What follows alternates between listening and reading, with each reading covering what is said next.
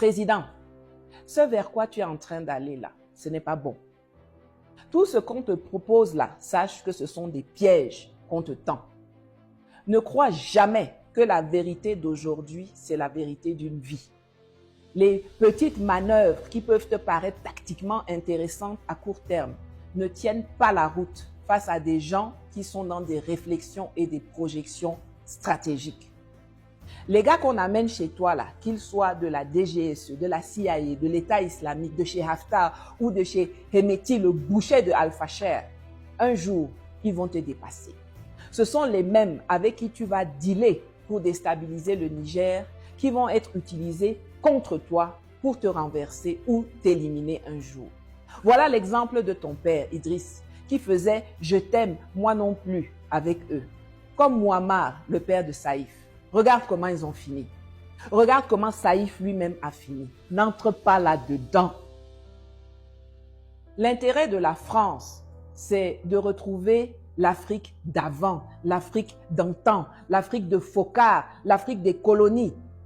Son intérêt n'est pas de parler à un Tchad prospère, à un Tchad uni, à un Tchad apaisé. Son intérêt n'est pas de parler avec toi d'égal à égal. Tu as déjà oublié comment ils ont voulu te mélanger avec les affaires de bien mal acquis?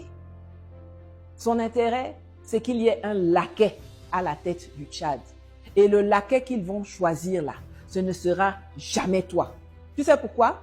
Parce que tu leur as déjà montré que tu peux leur donner des coups, que tu peux leur faire mal. Blanc là, ils n'oublient pas ça.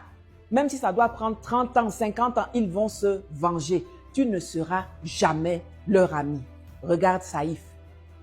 Tu es allé rencontrer Macron le 29, parler du Niger et du Soudan. La veille, au même endroit là-bas à l'Élysée, Saddam Haftar, l'un des fils du général qui tient l'est de la Libye, rencontrait Ibrahim Dabeibe, le conseiller et le cousin du premier ministre de l'Ouest. Cette réunion a fort probablement acté l'élimination de Saïf, parce que l'unification à laquelle il travaillait mettait en danger les intérêts occidentaux qui privilégient une entente entre leurs deux serviteurs zélés, Haftar et Dabeibe. Tu crois que comme tu es parti comploter contre tes frères africains là, il n'y aura jamais de réunion à l'Élysée pour discuter comment t'éliminer toi?